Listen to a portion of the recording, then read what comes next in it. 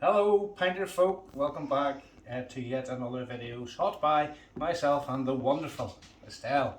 So, found my really good t-shirt which is up the stairs. I wanted to say thanks to these guys because coming under a bit of stick at the minute because Pinter 2 and tapping issues and stuff, but they give us a great hobby actually, and if you do it right the beers are lovely, so big up to the greater good for just being there and not having to drink horrible canned lager out of the supermarket. So today's video is, I see a lot of guys, it has to be a long brew, you have to do the long times, oh you'll poison yourself if it's the short times. So this is going to be, it's a Spacehopper, and we're gonna do it on short times. So we're gonna do 5 days brewing. We're gonna do either 1 or 2 days of cold crash, then tap it and drink it on day 4 after the 3rd day of conditioning in the fridge. So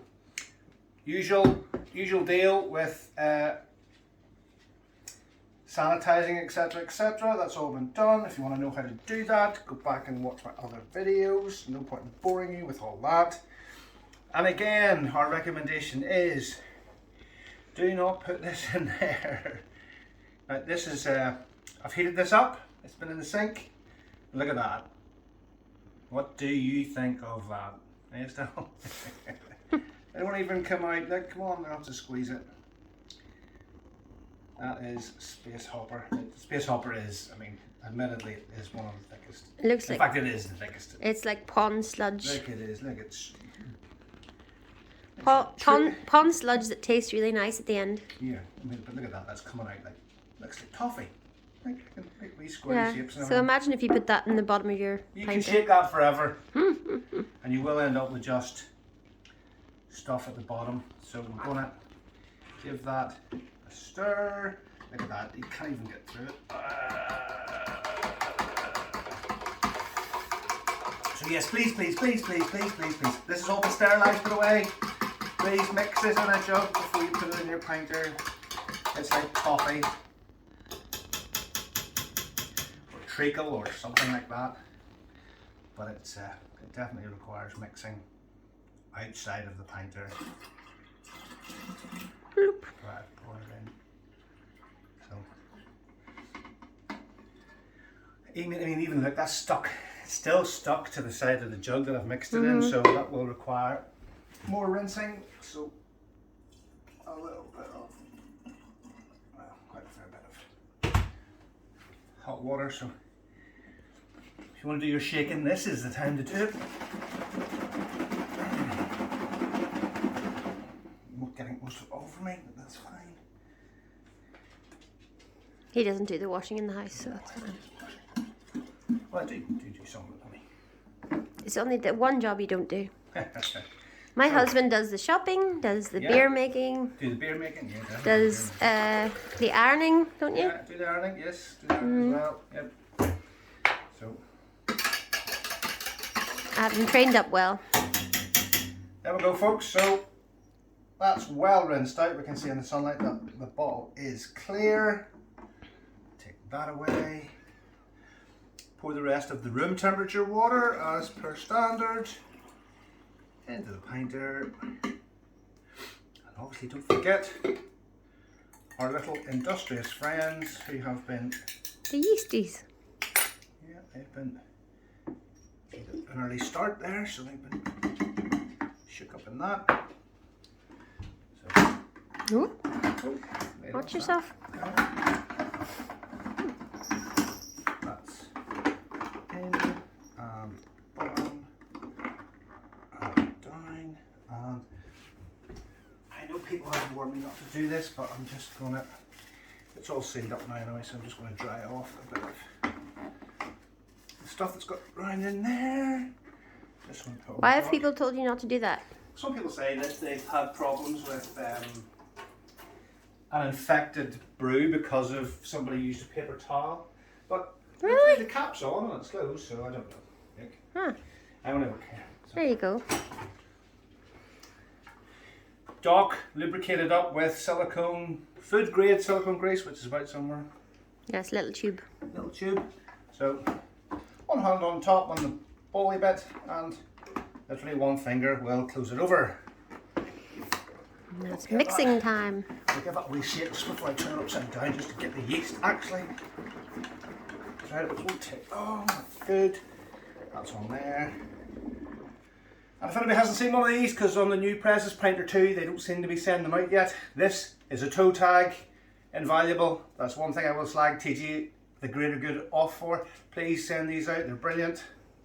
Because you write on it what date you put on the brew, rather than sticking this to your Pinter, which once stuck, rarely ever comes off. So that's it folks, that's now on for 5 days. We'll catch up later on in the video. We'll get it in a cold crash. I'll explain what that is just in case anybody doesn't know. And then we will crack it open and see what short brews taste like. Thanks for watching, see you soon. Okay, with the miracles of modern technology folks, welcome back. This is the Spacehopper on short times, just to see if it's going to poison us both and we're going to die for drinking short brews. So this is a 5 brewing, 3 conditioning. I tapped it last night in the fridge. Again, just be careful when you are tapping it and you're releasing the pressure.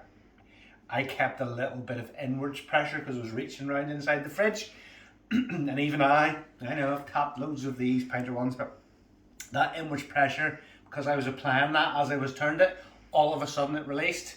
And then the sudden decrease in pressure within the Pinter caused it all to foam up, just like you fizzed up a bottle of Coke and flicked the lid off it. It started to come out the back, but so quickly I closed the valve, put it back in the fridge, so hopefully this isn't going to be a disaster. So non-etched glass as usual, not one of the Pinter ones. So we're going to give this a pour and see what it's like. So unlike Pinter 2, we'll just go easy initially.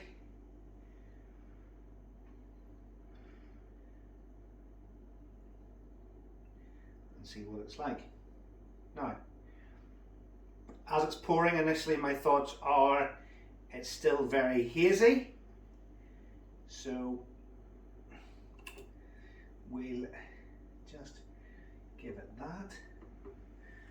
So yeah, as you can see guys, that's still... If you drop it down a little bit, the light's behind it. Okay, what about that? Yeah. As you can see, that's quite cloudy, hazy. So probably needs more conditioning. Fair enough, I'll admit that. So let's see if it actually smells okay. This is the really fruity one that has all the tropical flavours, doesn't it? No. Doesn't taste dreadful. It tastes quite nice, but for all you purists out there that like their clear beer, that obviously needs quite a bit more time in the fridge.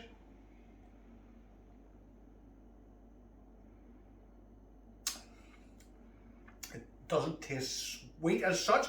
Spacehopper's quite a sweetish, fruity beer anyway, but peachy. It doesn't taste as if it hasn't fermented. It doesn't taste, you know, as you can see, there's... Looks like prison brew. Yeah, if I'd have poured that into one of those glasses, it would fizz more. But I'll give it to my trusted wife, my chief taster, see what she thinks.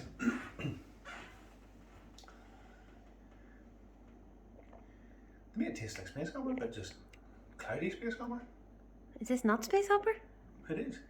Oh, right. I was like... It's supposed to taste like Spacehopper. I was like... It is Spacehopper. It's like, what do you mean? What have you been drinking? What does it not taste like Spacehopper for? You've been drinking during the day. I thought you were talking about you'd done another one of the... What's that? Tropical Blast? Oh, Tropical Debate? Yeah. No. Tropical Debate's for Pinter 2 only, sure. No, this is Spacehopper again on the short brews. It's just when you said it tastes like Spacehopper, I was like, it's supposed to taste like Spacehopper. So it does look a bit like muddy water. But, so, we're going to each have a glass of this anyway because it is Spacehopper and it won't kill you. And it's his birthday tomorrow. And it's my birthday tomorrow. So we're going to have a glass of this anyway.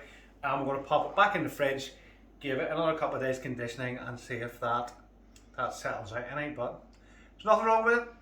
just looks a bit wick. So thanks for watching, folks. And if you need to get a brew on, if you've got some occasion coming up and you forget, it's fine. It's fine. Thanks for watching. See you soon.